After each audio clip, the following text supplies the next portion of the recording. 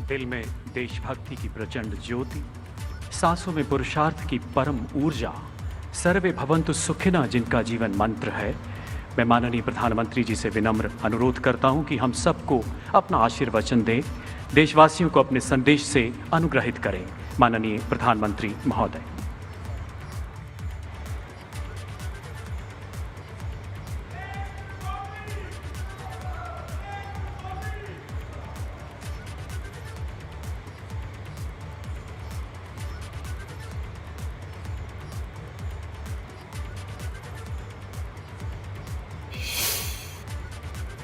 भारत माता की,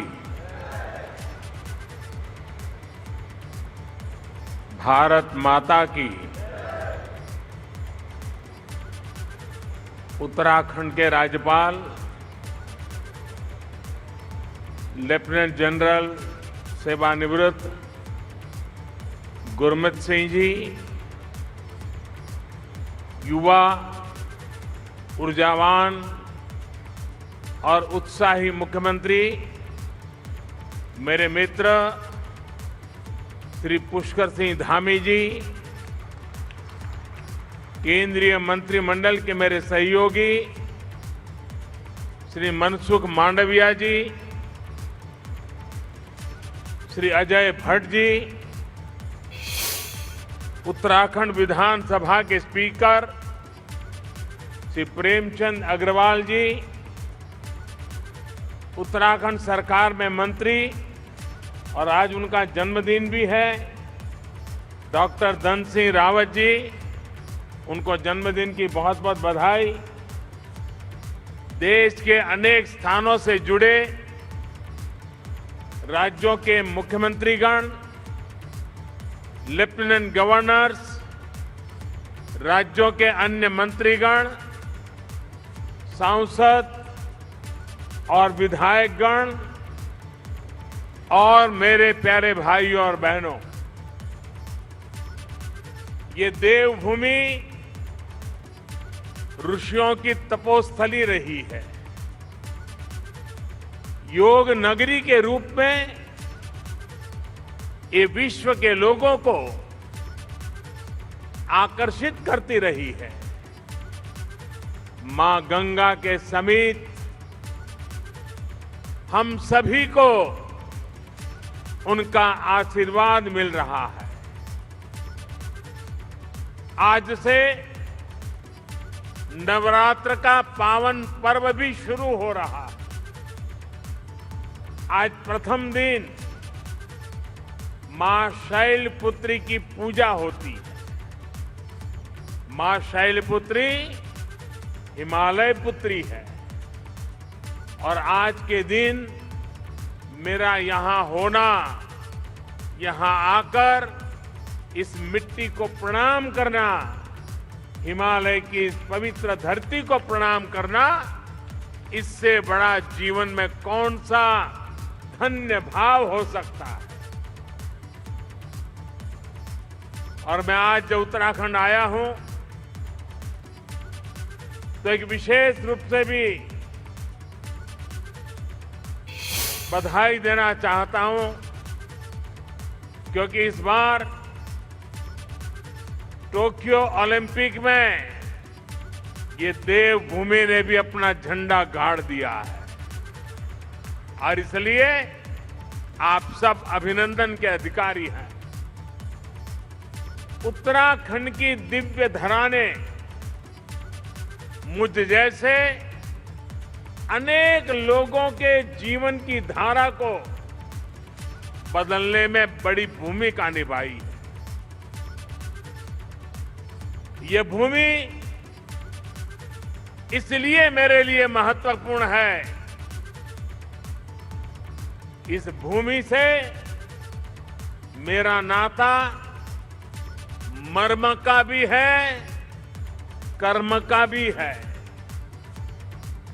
सत्व का भी है, तत्व का भी है। साथियों, जैसा अभी मुख्यमंत्री जी ने याद दिलाया, आज के ही दिन 20 साल पहले मुझे जनता की सेवा का एक नया दायित्व मिला था। लोगों के बीच रहकर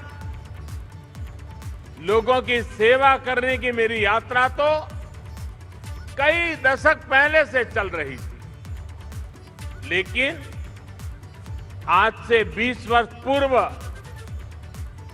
गुजरात के मुख्यमंत्री के रूप में मुझे नई जिम्मेदारी मिली थी। वैसे ये भी एक संयोग है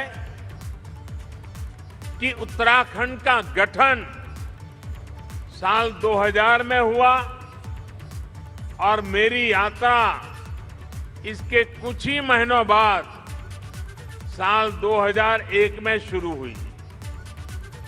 साथियों, सरकार के मुखिया के तौर पर पहले मुख्यमंत्री और फिर देश के लोगों के आशीर्वाद से देश के प्रधानमंत्री पद पर पहुंचना, इसकी कल्पना मैंने कभी नहीं की थी। 20 वर्ष की ये अखंड यात्रा आज अपने 21वें वर्ष में प्रवेश कर रही है और ऐसे महत्वपूर्ण वर्ष में जिस धरती ने मुझे निरंतर अपना स्नेह दिया है, अपनत्व दिया है, वहां आना मैं अपना बहुत बड़ा सौभाग्य समझता हूं। हिमालय की ये तपोभूमि जो तप और त्याग का मार्ग दिखाती है, उस भूमि पर आकर कोटि कोटि देशवासियों की सेवा का मेरा संकल्प और दृढ़ हुआ है और मजबूत हुआ है। यहां आकर एक नई ऊर्जा मुझे मिलती है। भाइयों और बहनों, योग और आयुर्वेद की शक्ति से जिस क्षेत्र ने जीवन को आरोग्य बनाने का समाधान दिया है, वहीं से आज देश भर में अनेक नए ऑक्सीजन प्लांट्स का लोकार्पण हुआ है। ये देश के अलग अलग राज्यों में ऑक्सीजन प्लांट्स की नई सुविधा के लिए मैं आप सभी को, देशवासियों को बहुत बहुत बधाई देता हूं। साथियों, 100 साल के इस सबसे बड़े संकट का सामना हम भारतीय जिस बहादुरी से कर रहे हैं, ये दुनिया बहुत बारीकी से देख रही है। कोरोना से लड़ाई के लिए इतने कम समय में भारत ने जो सुविधाएं तैयार की, वो हमारे देश के सामर्थ्य को दिखाता है। सिर्फ एक टेस्टिंग लैब से करीब 3000 टेस्टिंग लैब का नेटवर्क बनना, मास्क और किट्स के आयात के प्रारंभ, हमारी जिंदगी आज निर्यातक बनने का सफर तेजी से पार कर रही है। देश के दूर दराज वाले इलाकों में भी नए वेंटिलेटर्स की सुविधाएं, made in India corona vaccine का तेजी से और बड़ी मात्रा में निर्माण, दुनिया का सबसे बड़ा और सबसे तेज टीकाकरण अभियान, भारत ने जो कर दिखाया, वो हमारी संकल्प शक्ति, हमारे सेवा भाव, हमारी एकजुटता का प्रतीक है।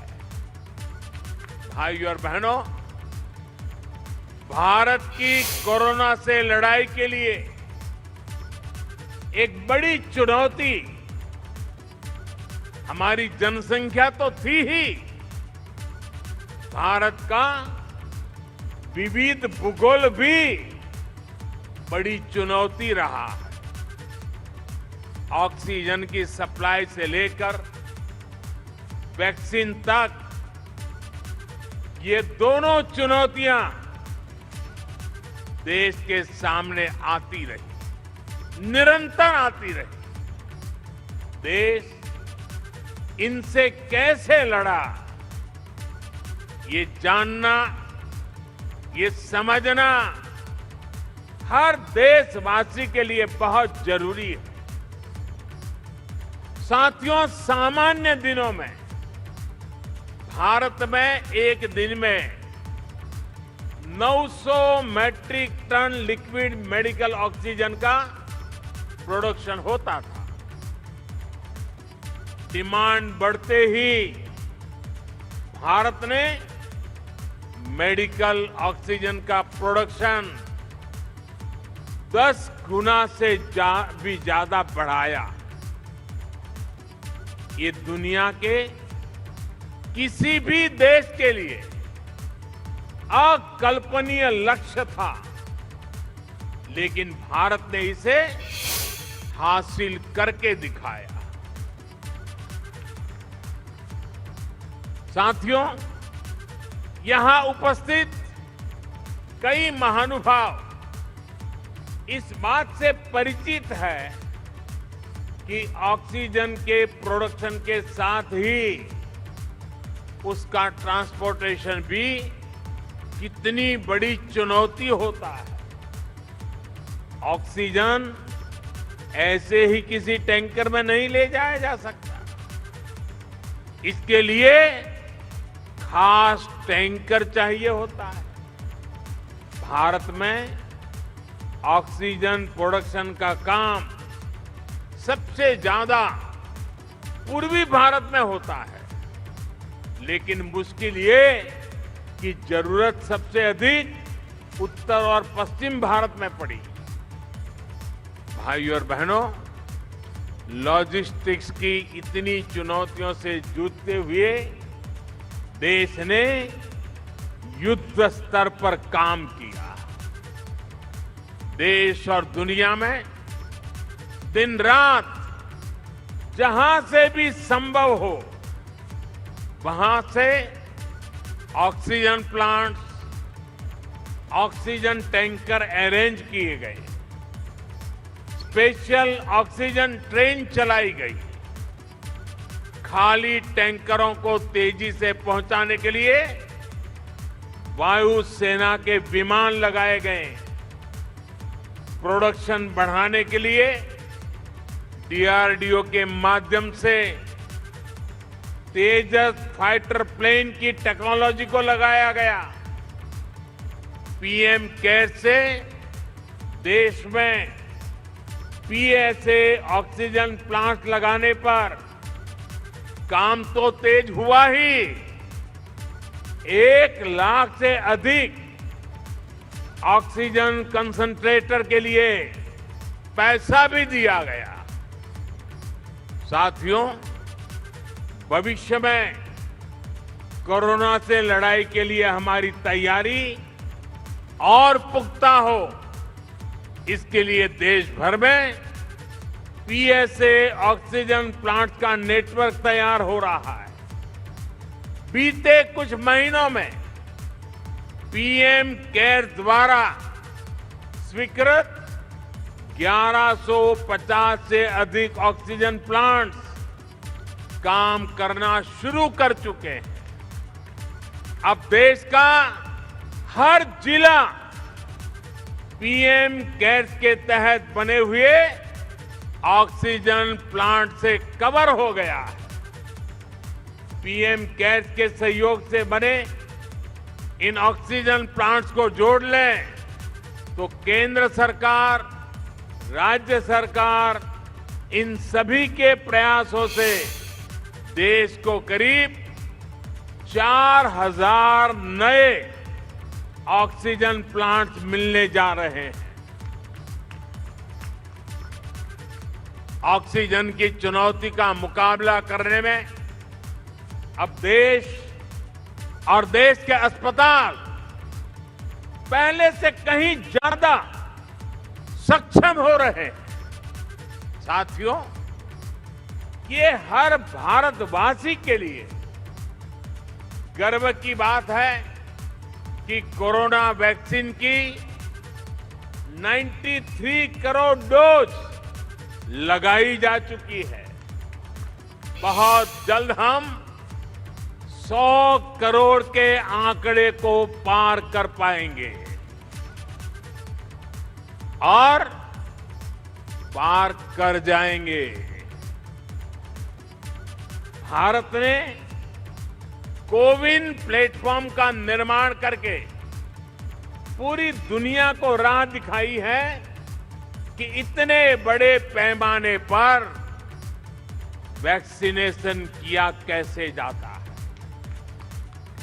पहाड़ हो या रेगिस्तान, जंगल हो या समंदर, 10 लोग हो या 10 लाख, हर क्षेत्र तक आज हम पूरी सुरक्षा के साथ वैक्सीन पहुंचा रहे हैं। इसके लिए देश भर में 1,30,000 से ज्यादा टीकाकरण केंद्र स्थापित किए गए हैं। यहां राज्य सरकार के प्रभावी मैनेजमेंट की वजह से उत्तराखंड भी बहुत जल्द 100% पहली डोज का पड़ाव पूरा करने वाला है और इसके लिए मुख्यमंत्री जी को, उनकी पूरी टीम को, यहां के हर छोटे मोटे सरकार के साथियों को मैं हृदय से बहुत बहुत बधाई देता हूं। भाइयों बहनों, जहां तराई जैसी समतल भूमि है, वहां शायद इन कामों में सरलता रहती है। मैं इस धरती से बहुत जुड़ा रहा। यहां वैक्सीन पहुंचाना भी कितना कठिन होता है। हिमालय के पहाड़ों के उस पार पहुंच करके लोगों के पास जाना कितना कठिन होता है, ये हम भली भांति जानते हैं। उसके बावजूद भी इतनी बड़ी सिद्धि प्राप्त करना वाकई आप सब अभिनंदन के अधिकारी हैं। भाइयों और बहनों, 21वीं सदी का भारत जनता की अपेक्षाओं, जनता की आवश्यकताओं का पूर्ण समाधान करते हुए ही आगे बढ़ेगा। आज सरकार इस बात का इंतजार नहीं करती कि नागरिक उसके पास अपनी समस्याएं लेकर आएगा तब कोई कदम उठाएंगे।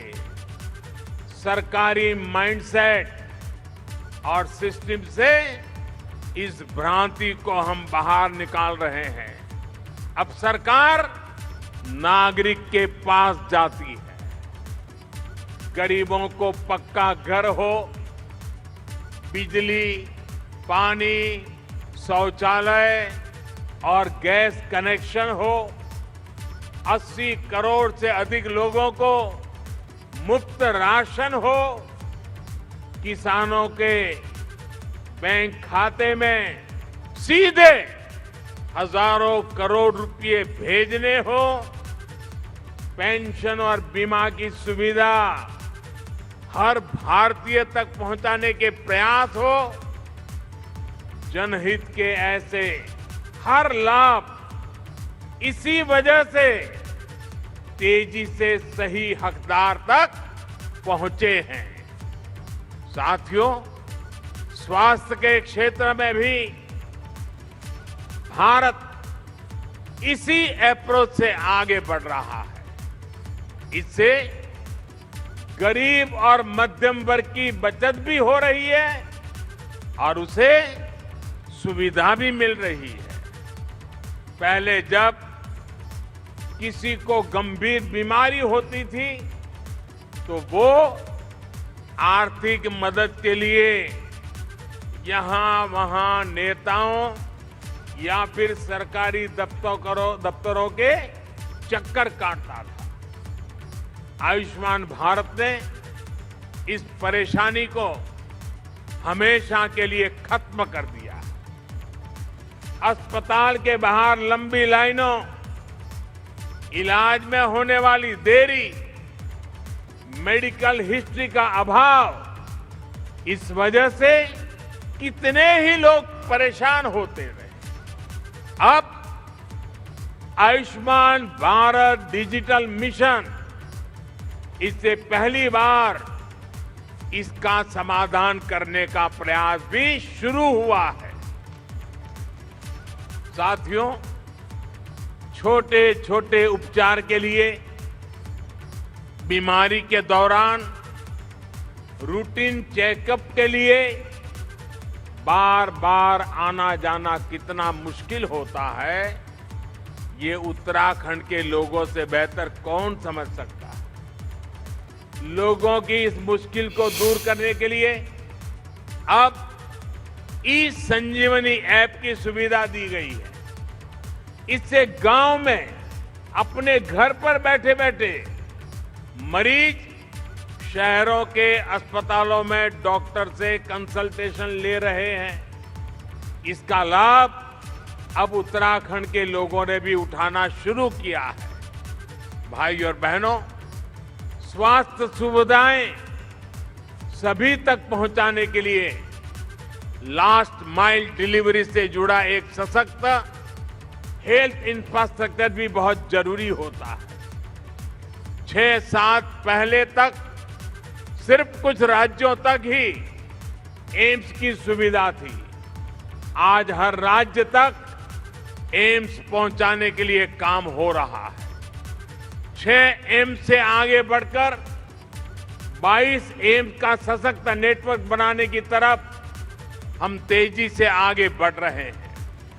सरकार का ये भी लक्ष्य है कि देश के हर जिले में कम से कम एक मेडिकल कॉलेज जरूर हो। इसके लिए बीते 7 वर्षों में देश में 170 नए मेडिकल कॉलेज शुरू किए गए हैं। दर्जनों नए मेडिकल कॉलेज का काम जारी है। यहां मेरे उत्तराखंड में भी रुद्रपुर, हरिद्वार और पिथौरागढ़ में नए मेडिकल कॉलेजों की मंजूरी दी गई है। साथियों, उत्तराखंड के निर्माण का सपना अटल जी ने पूरा किया था। अटल जी मानते थे कनेक्टिविटी का सीधा कनेक्शन विकास से है। उन्हीं की प्रेरणा से आज देश में कनेक्टिविटी के इंफ्रास्ट्रक्चर के लिए अभूतपूर्व स्पीड और स्केल पर काम हो रहा है। मुझे संतोष है कि उत्तराखंड की सरकार इस दिशा में गंभीरता से काम कर रही है। बाबा केदार के आशीर्वाद से केदार धाम की भव्यता को और बढ़ाया जा रहा है। वहां श्रद्धालुओं के लिए नई सुविधाएं विकसित की जा रही है। मैं भी कई बार ड्रोन कैमरा के माध्यम से इन कार्यों की प्रगति की समीक्षा करता रहता हूं। 4 धाम को जोड़ने वाली ऑल वेदर रोड पर काम तेजी से चल रहा है। चार धाम परियोजना देश और दुनिया से आने वाले श्रद्धालुओं के लिए बहुत बड़ी सुविधा तो बना रही है। गढ़वाल और कुमाऊं के चुनौतीपूर्ण क्षेत्रों को भी आपस में जोड़ रही है। कुमाऊं में चार धाम रोड के लगभग 150 किलोमीटर हिस्से से इस क्षेत्र के विकास को नया आयाम मिलने वाला है। ऋषिकेश कर्णप्रयाग रेल लाइन से भी उत्तराखंड की रेल कनेक्टिविटी को और विस्तार मिलेगा। सड़क और रेल के अलावा एयर कनेक्टिविटी को लेकर हुए कार्यों का लाभ भी उत्तराखंड को मिला है। देहरादून हवाई अड्डे की क्षमता को 250 पैसेंजर से बढ़ाकर 1200 तक पहुंचाया गया है। मुख्यमंत्री श्रीमान धामी जी के उत्साही और ऊर्जावान नेतृत्व में उत्तराखंड में हेलीपोर्ट इंफ्रास्ट्रक्चर को भी प्रोत्साहित किया जा रहा है। साथियों, पानी की कनेक्टिविटी को लेकर भी उत्तराखंड में आज सराहनीय कार्य हो रहा है। इसका बहुत बड़ा लाभ यहां की महिलाओं को मिलना शुरू हुआ है। उनका जीवन और आसान बन रहा है। 2019 में जल जीवन मिशन शुरू होने से पहले उत्तराखंड के सिर्फ 1,30,000 घरों में ही नल से जल पहुंचता था। 1,30,000 घरों में। आज उत्तराखंड के 7,10,000 से ज्यादा घरों में नल से जल पहुंचने लगा है। यानी सिर्फ 2 वर्ष के भीतर राज्य के करीब करीब 6 लाख घरों को पानी का कनेक्शन मिला है। जैसे उज्ज्वला योजना के तहत मिले गैस कनेक्शन ने महिलाओं को राहत दी। स्वच्छ भारत मिशन के तहत बने शौचालयों ने महिलाओं को सुविधा, सुरक्षा और सम्मान दिया। वैसे ही जल जीवन मिशन से हो रहा पानी का कनेक्शन महिलाओं को बहुत राहत दे रहा है।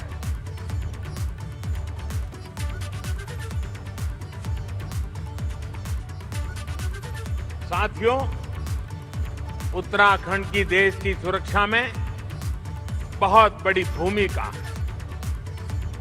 यहां का वीर नौजवान, वीर बेटियां भारतीय सुरक्षा बलों की आन बान और शान है।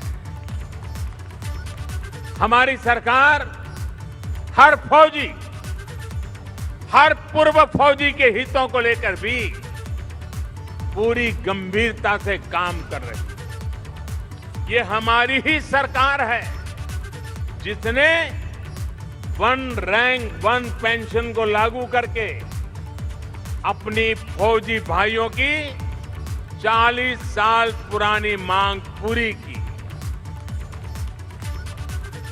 और हमारे धामी जी तो खुद ही फौजी के बेटे हैं। वो बता भी रहे थे कि 1 रैंक 1 पेंशन, इस फैसले ने फौजियों को कितनी बड़ी मदद की है। साथियों, ये हमारी ही सरकार है जिसने दिल्ली में नेशनल वॉर मेमोरियल बनाकर देश के वीर जवानों को श्रद्धांजलि अर्पित की है। ये हमारी ही सरकार है जिसने बैटल कैजुअलिटी वेलफेयर फंड का लाभ आर्मी के साथ साथ नौसेना और वायुसेना के शहीदों को भी सुनिश्चित किया है। ये हमारी ही सरकार है जिसने जेसीओ और अन्य रैंक की पदोन्नति को लेकर पिछले 4 दशकों से चला आ रहा मामला सुलझा दिया। पूर्व सैनिकों को पेंशन से जुड़ी दिक्कतें ना आए, इसके लिए भी हम डिजिटल टेक्नोलॉजी का इस्तेमाल बढ़ा रहे हैं।